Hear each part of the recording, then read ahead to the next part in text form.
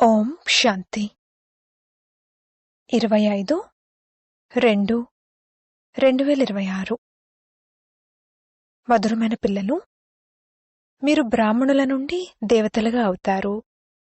మీరే భారత్ను స్వర్గంగా తయారు చేస్తారు. కనుక మీకు మీ బ్రాహ్మణ జాతి యొక్క నష ఉండాలి. ప్రశ్న: సత్యమైన బ్రాహ్మణుల యొక్క ముఖ్యమైన గుర్తులేమిటి? జవాబు: 1. సత్యమైన బ్రాహ్మణులది ఈ పాత ప్రపంచం నుండి లంగరు ఎత్తివేయబడి ఉంటుంది. వారు ఈ ప్రపంచం యొక్క తీరాన్ని వదిలిపెట్టినట్లుగా ఉంటారు. 2. సత్యమైన బ్రాహ్మణులనగా వారు చేతులతో పనిచేస్తూ ఉంటారు మరియు బుద్ధి సదా తండ్రి స్మృతిలో ఉంటుంది, అంటే కర్మయోగులుగా ఉంటారు. 3. బ్రాహ్మణులనగా కమల పుష్ప సమానంగా ఉంటారు. 4. బ్రాహ్మణులనగా సదా ఆత్మాభిమానులుగా ఉండే పురుషార్థాన్ని చేసేవారు. 5. బ్రాహ్మణులనగా కామం అనే మహాశత్రుపై విజయం ప్రాప్తి చేసుకునేవారు. ఓం శాంతి. ఆత్మిక తండ్రి ఆత్మిక పిల్లలకు అర్థం చేయిస్తారు. పిల్లలనగా ఎవరు? ఈ బ్రాహ్మణులు. మనం బ్రాహ్మణులమని, దేవతలుగా తయారవ్వనున్నామని ఎప్పుడూ మర్చిపోకండి. వర్ణాలను కూడా గుర్తుంచుకోవాల్సి ఉంటుంది. ఇక్కడ మీరు పరస్పరం అంతా బ్రాహ్మణులే. బ్రాహ్మణులను అనంతమైన తండ్రి చదివిస్తారు. ఈ బ్రహ్మ చదివించరు. శివ్ బాబా బ్రహ్మ ద్వారా చదివిస్తారు. బ్రాహ్మణులనే చదివిస్తారు. శూద్రుల నుండి బ్రాహ్మణులుగా అవ్వకుండా దేవీదేవతలుగా అవ్వలేరు. వారసత్వం శివ్ బాబా నుండి లభిస్తుంది. శివ్ బాబా అయితే అందరికీ తండ్రి. ఈ బ్రహ్మను గ్రేట్ గ్రేట్ గ్రాండ్ ఫాదర్ అంటారు. లౌకిక తండ్రి అయితే అందరికీ ఉంటారు. పారలౌకిక తండ్రిని భక్తి మార్గంలో తలుచుకుంటారు. వీరు అలౌకిక తండ్రి అని, వీరి గురించి ఎవరికీ తెలీదని ఇప్పుడు పిల్లలను మీరు అర్థం చేసుకున్నారు. బ్రహ్మ యొక్క మందిరం ఉంది. ఇక్కడ కూడా ప్రజాపిత అయిన ఆదిదేవుని మందిరం ఉంది. వీరిని కొంతమంది మహావీర్ అంటారు, దిల్వాలా అనగా మనసున్నవారు అని కూడా అంటారు. కాని వాస్తవానికి మనసును గెలుచుకునేవారు శివబాబా. అంతేకాని ప్రజాపిత అయిన ఆదిదేవ్ బ్రహ్మ కాదు. ఆత్మలందరినీ సదా సుఖవంతులుగా చేసేవారు, సంతోషపరిచేవారు ఒక్క తండ్రి మాత్రమే. ఇది కూడా కేవలం మీకు మాత్రమే తెలుసు. ప్రపంచంలోని మనుషులకేమీ తెలీదు. వారు తుచ్చ బుద్ధి కలవారిగా ఉన్నారు. బ్రాహ్మణులమైన మనమే శివబాబా నుండి వారసత్వాన్ని తీసుకుంటున్నాము. ఈ విషయాన్ని మీరు కూడా గడియ గడియ మర్చిపోతారు. స్మృతి అనేది చాలా సహజం. యోగమనే పదాన్ని సన్యాసులు పెట్టారు. మీరైతే తండ్రిని స్మృతి చేస్తారు. యోగమనేది సామాన్యమైన పదం. దీనిని యోగాశ్రమమని కూడా అనరు. ఎందుకంటే ఇక్కడ తండ్రి మరియు పిల్లలు కూర్చునున్నారు. పిల్లల కర్తవ్యం అనంతమైన తండ్రిని స్మృతి చేయడం. మనం బ్రాహ్మణులము. మనం బ్రహ్మ ద్వారా తాతగారి నుండి వారసత్వం తీసుకుంటున్నాము. అందుకే శివబాబా అంటారు, ఎంత వీలైతే అంత స్మృతి చేస్తూ ఉండండి. చిత్రాలను కూడా మీ వద్ద పెట్టుకోండి, అప్పుడు స్మృతి ఉంటుంది. మనం బ్రాహ్మణులము. తండ్రి నుండి వారసత్వం తీసుకుంటాము. బ్రాహ్మణులు ఎప్పుడైనా తమ జాతిని మర్చిపోతారా? మీరు శూద్రుల సాంగత్యంలోకి రావడంతో మీ బ్రాహ్మణత్వాన్ని మర్చిపోతారు. బ్రాహ్మణులైతే దేవతల కన్నా ఉన్నతమైన వారు. ఎందుకంటే బ్రాహ్మణులైన మీరు నాలెడ్జ్ఫుల్. భగవంతుడిని జానీ జానన్హార్, అన్నీ తెలిసినవారు అని అంటారు కదా. దీని అర్థం కూడా తెలీదు. అలాగని అందరి హృదయాలలో ఏముంది అనేది వారు కూర్చుని చూస్తారని కాదు. అలా కాదు. వారికి సృష్టి ఆది మధ్యాంతాల జ్ఞానం ఉంది. వారు బీజరూపుడు. వారికి వృక్షం యొక్క ఆది మధ్యాంతాల గురించి తెలుసు. అటువంటి తండ్రిని చాలా స్మృతి చేయాలి. బ్రహ్మ ఆత్మ కూడా ఆ తండ్రిని స్మృతి చేస్తుంది. ఆ తండ్రి అంటారు, ఈ బ్రహ్మ కూడా నన్ను స్మృతి చేస్తారు, అందుకే ఈ పదవిని పొందుతారు. మీరు కూడా స్మృతి చేస్తేనే పదవిని పొందుతారు. మొట్టమొదట మీరు అశరీరిగా వచ్చారు, మళ్ళీ అశరీరిగా అయి తిరిగి వెళ్ళాలి. మిగిలిన వారంతా మీకు దుఃఖాన్ని ఇచ్చేవారు. అటువంటి వారిని ఎందుకు స్మృతి చేస్తారు? నేను మీకు లభించాను కదా. నేను మిమ్మల్ని కొత్త ప్రపంచంలోకి తీసుకువెళ్ళడానికి వచ్చాను. అక్కడ ఎటువంటి దుఃఖం ఉండదు. అక్కడున్నవి దైవీ సంబంధాలు. ఇక్కడ మొట్టమొదట భార్యాభర్తల సంబంధంలో దుఃఖం ఉంటుంది, ఎందుకంటే వికారులుగా అవుతారు. మిమ్మల్ని ఇప్పుడు నేను ఎటువంటి ప్రపంచానికి యోగ్యులుగా తయారు చేస్తానంటే అక్కడ వికారాల విషయం ఉండదు. కామం మహాశత్రువని అంటారు. అది ఆది మధ్యాంతాలు దుఃఖమిస్తుంది. క్రోధం కోసం అది ఆది మధ్యాంతాలు దుఃఖమిస్తుందనరు. అలా అనరు. కామాన్ని జయించాలి. అదే ఆది మధ్యాంతాలు దుఃఖమిస్తుంది, పతితులుగా చేస్తుంది. పతితులు అన్న పదం వికారులకు ఉపయోగిస్తారు. ఈ శత్రుపై విజయం పొందాలి. మనం స్వర్గం యొక్క దేవీదేవతలుగా అవుతున్నామని మీకు తెలుసు. ఈ నిశ్చయం ఏర్పడనంతవరకు ఏమీ పొందలేరు. తండ్రి అర్థం చేయిస్తున్నారు, పిల్లలు మనసా వాచా కర్మణ యాక్యురేట్గా తయారవ్వాలి. ఇందులో శ్రమ ఉంది. మీరు భారత్ను స్వర్గంగా తయారు చేస్తారని ప్రపంచంలో ఎవరికీ తెలీదు. మున్ముందు అర్థం చేసుకుంటారు.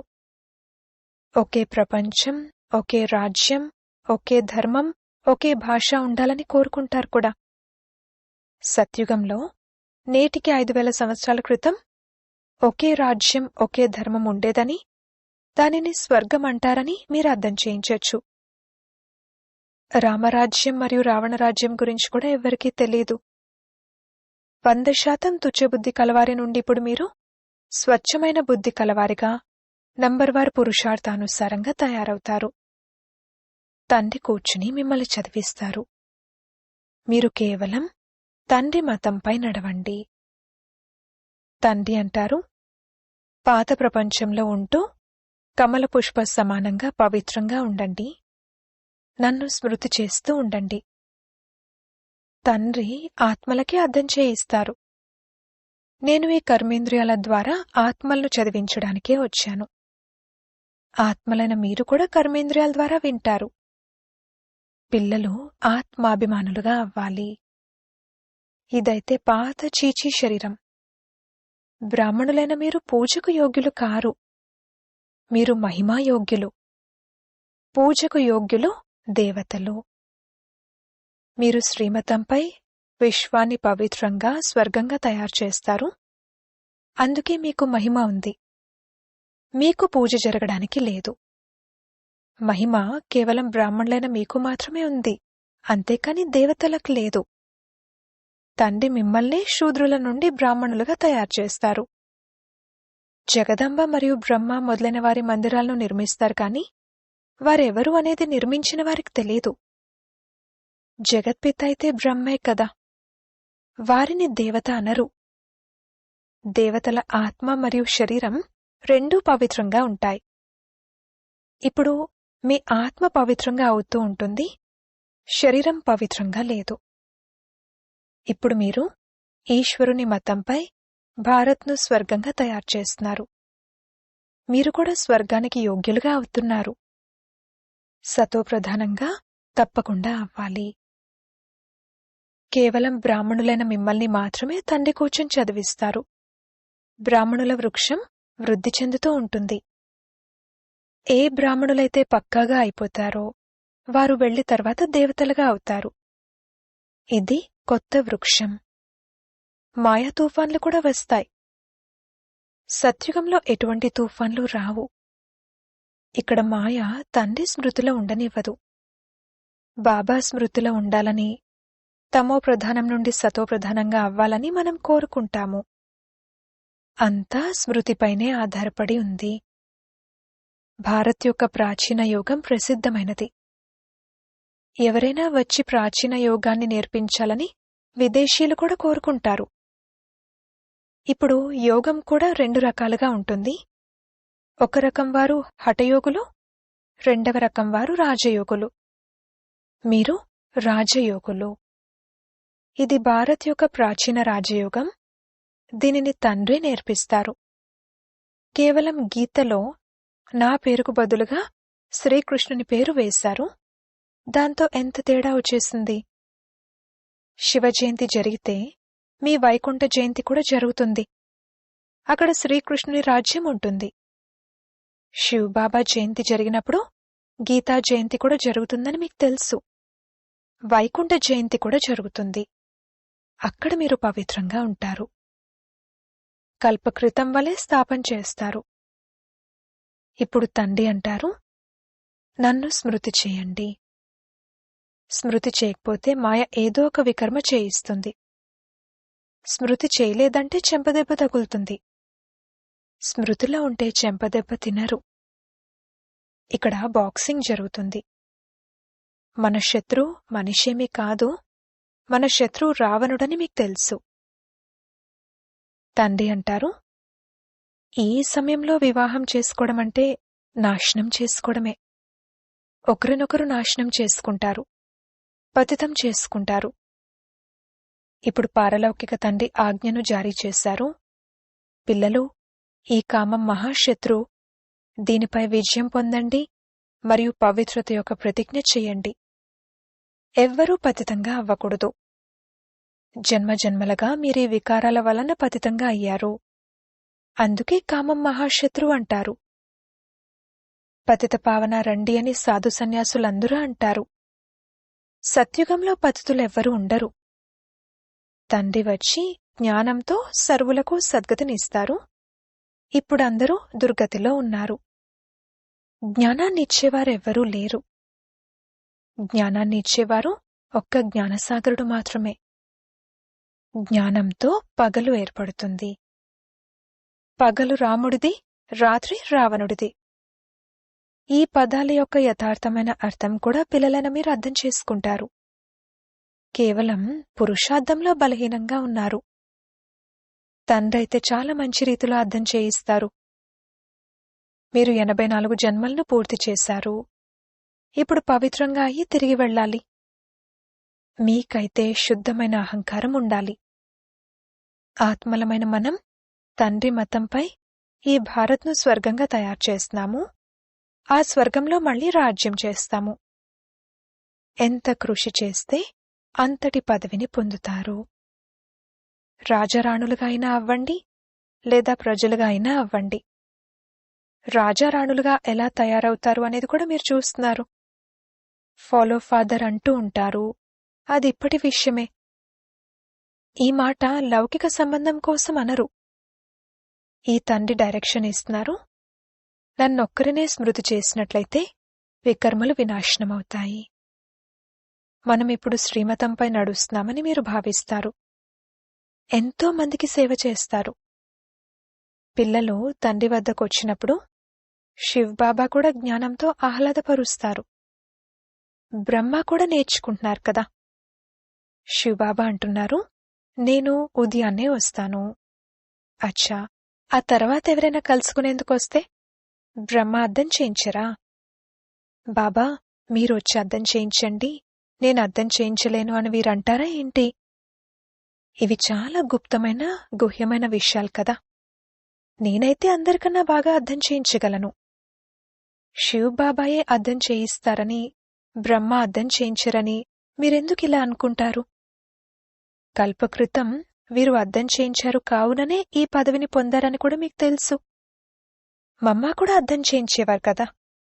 ఆమె కూడా ఉన్నత పదవిని పొందుతారు. మమ్మ బాబాలను సూక్ష్మవతనంలో చూస్తారు. కనుక పిల్లలు ఫాలో ఫాదర్ చేయాలి. సరెండర్ అనగా సమర్పణ కూడా పేదవారే అవుతారు. షావుకార్లవ్వలేరు. బాబా, ఇదంతా మీదే అని పేదవారే అంటారు. శివబాబా అయితే దాత, వారెప్పుడూ తీసుకోరు. ఇదంతా మీదేనని పిల్లలతో అంటారు. నేను నా కోసం మహళ్లను ఇక్కడ నిర్మించుకోను, అలాగే అక్కడ కూడా నిర్మించుకోను. మిమ్మల్ని స్వర్గానికి యజమానులుగా తయారు చేస్తాను. ఇప్పుడు ఈ జ్ఞానరత్నాలతో జోలె నింపుకోవాలి. నా జోలె నింపండి అని మందిరాలకు వెళ్ళంటారు. కాని అది ఏ రకమైన జోలే, దేంతో జోలె నింపుకోవాలి అది తెలీదు. జోలెను నింపేవారైతే లక్ష్మి కదా, ఆమె ధనాన్ని ఇస్తారు. శివుని వద్దకైతే వెళ్లరు, శంకరుని వద్దకు వెళ్ళి అలా అంటారు. శివుడు మరియు శంకరుడు ఒక్కరే అని భావిస్తారు, కాని అలా కాదు. తండ్రి వచ్చి సత్యమైన విషయాలను తెలియజేస్తారు. తండ్రి ఉన్నదే దుఃఖహర్త, సుఖకర్త. పిల్లలైన మీరు గృహస్థ వ్యవహారంలో కూడా ఉండాలి, వ్యాపారం కూడా చేయాలి. ప్రతి ఒక్కరూ స్వయం కోసం సలహాను అడుగుతారు. ఉదాహరణకు, బాబా, మేమీ విషయంలో అసత్యం చెప్పాల్సొస్తుంది అని అడుగుతారు. బాబా ప్రతి ఒక్కరి నాడిని చూసి సలహా ఇస్తారు. ఎందుకంటే నేను చెప్పినా వీరు చేయలేకపోతే అటువంటి సలహా నేనెందుకివ్వాలి అని బాబా భావిస్తారు. నాడిని చూసి వారు చేయగలిగే సలహానే ఇవ్వడం జరుగుతుంది. చెప్పినా చేయకపోతే ఆజ్ఞను ఉల్లంఘించిన వారి లైన్లోకొచ్చేస్తారు.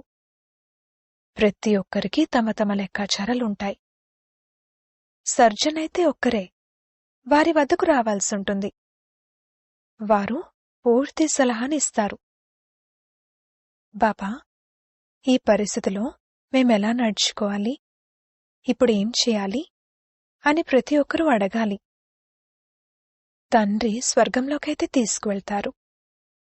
మనం స్వర్గవాసులుగా అవ్వబోతున్నామని మీకు తెలుసు. ఇప్పుడు మనం సంగమయుగ వాసులము. మీరిప్పుడు నరకంలోనూ లేరు, స్వర్గంలోనూ లేరు. ఎవరెవరైతే బ్రాహ్మణులుగా అవుతారో వారి లంగరు ఈ చీచీ ప్రపంచం నుండి ఎత్తివేయబడింది. మీరు కలియుగి ప్రపంచం యొక్క తీరాన్ని వదిలేశారు. కొంతమంది బ్రాహ్మణులు స్మృతియాత్రలో చురుగ్గా వెళ్తున్నారు, కొంతమంది నెమ్మదిగా వెళ్తున్నారు. కొంతమంది చేతిని వదిలేస్తారు, అనగా మళ్లీ కలియుగంలోకి వెళ్ళిపోతారు. నావికుడు ఇప్పుడు మనల్ని తీసుకువెళ్తున్నారని మీకు తెలుసు. ఆ యాత్రలైతే అనేక రకాలుగా ఉంటాయి. మీదైతే ఒకే రకమైన యాత్ర. ఇది పూర్తిగా అతీతమైన యాత్ర. అయితే తుఫాన్లొస్తాయి, అవి స్మృతిని తెంచేస్తాయి. ఈ స్మృతి యాత్రను మంచి రీతిలో పక్కా చేసుకోండి. ఇందులో కృషి చేయండి. మీరు కర్మయోగులు. ఎంత వీలైతే అంతా చేతులతో పనిచేస్తూ మనసుతో తండ్రిని స్మృతి చేస్తూ ఉండండి. అర్ధకల్పం ప్రేయసులైన మీరు ప్రియుణ్ణి స్మృతి చేస్తూ వచ్చారు. బాబా, ఇక్కడ చాలా దుఃఖముంది, ఇప్పుడు మమ్మల్ని సుఖధామానికి యజమానులుగా చెయ్యండి అని తలుచుకున్నారు. స్మృతియాత్రలో ఉన్నట్లయితే మీ పాపాలు సమాప్తమైపోతాయి. మీరే స్వర్గవారసత్వాన్ని పొందారు, ఇప్పుడు పోగొట్టుకున్నారు. భారత్ స్వర్గంగా ఉండేది, అందుకే ప్రాచీన భారత్ అంటారు. భారత్కే చాలా గౌరవం ఇస్తారు. భారత్ అన్నింటికన్నా పెద్దది కూడా, మరియు అన్నింటికన్నా పాతది కూడా. ఇప్పుడైతే భారత్ ఎంత నిరుపేదగా ఉంది, అందుకే అందరూ భారత్కు సహాయం చేస్తారు. మా వద్ద చాలా ధాన్యం పండుతుంది, ఇక ఎక్కడి నుండి తెప్పించాల్సిన అవసరం ఉండదని మనుషులు భావిస్తారు, కానీ వినాశనం ఎదురుగా నిలబడి ఉందని మీకు తెలుసు. ఎవరైతే బాగా అర్థం చేసుకుంటారో వారికి లోలోపల చాలా సంతోషం ఉంటుంది. ప్రదర్శనలకు ఎంతమంది వస్తారు? మీరు సత్యం చెప్తున్నారు అని అంటారు, కానీ మేం తండ్రి నుండి వారసత్వం తీసుకోవాలని వారు అర్థం చేసుకోవాలి. ఈ విషయం వారి బుద్ధిలో కూర్చోదు. ఇక్కడి నుండి బయటకు వెళ్లగానే సమాప్తం. బాబా మనల్ని స్వర్గంలోకి తీసుకువెళ్తారని మీకు తెలుసు.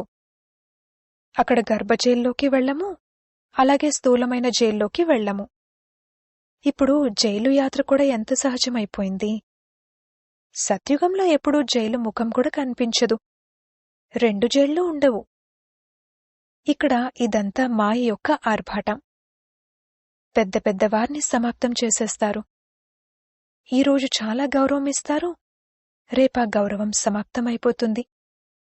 ఈ రోజుల్లో ప్రతి విషయం త్వరగా అయిపోతుంది. మృత్యువులు కూడా త్వరగా జరిగిపోతూ ఉంటాయి. సత్యుగంలో ఇటువంటి ఉపద్రవాలేవీ ఉండవు. మున్ముందు ఏం జరుగుతుందో చూడాలి.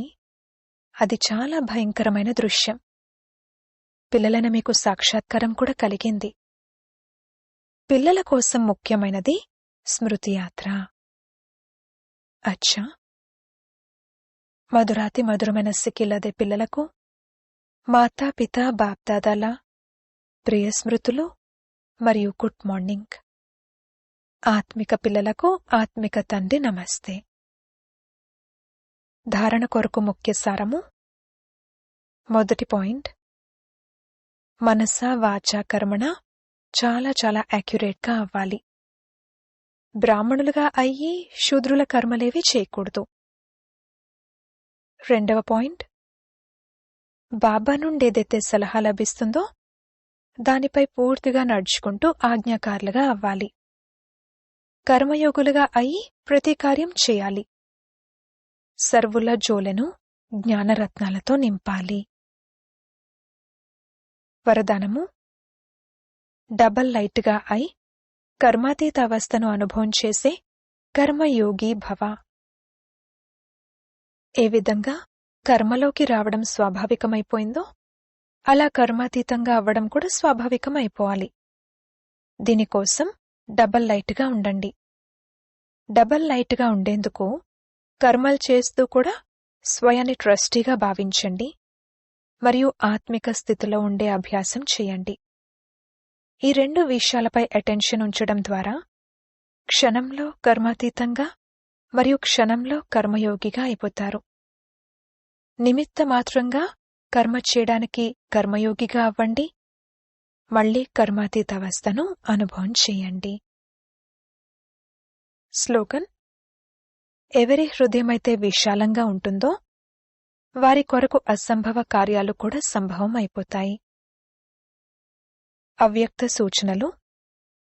ఏకత మరియు విశ్వాసం యొక్క విశేషతల ద్వారా సఫలత సంపన్నులుగా అవ్వండి. మీలో ఏవైతే విశేషతలున్నాయో వాటిని ఎదురుగా పెట్టుకోండి, అంతేకాని బలహీనతలను కాదు. అప్పుడు మీపై మీకు నమ్మకం ఉంటుంది. బలహీనతకు సంబంధించిన విషయం గురించి ఎక్కువ ఆలోచించకండి. అప్పుడు సదా సంతోషంలో ముందుకు వెళ్తూ ఉంటారు. ప్రాక్టికల్గా అనేక దేశాలు, అనేక భాషలు, అనేక రూపాలు, రంగులు ఉన్నాయి, కానీ అనేకతలో కూడా అందరి మనసులో ఏకత ఉంది కదా. ఎందుకంటే మనసులో ఒక్క బాబా ఉన్నారు, ఒక్క శ్రీమతంపై నడిచేవారు. అనేక భాషలున్నప్పటికీ మనసులోని పాట, మనసు యొక్క భాష ఒక్కటే. ఓం శాంతి.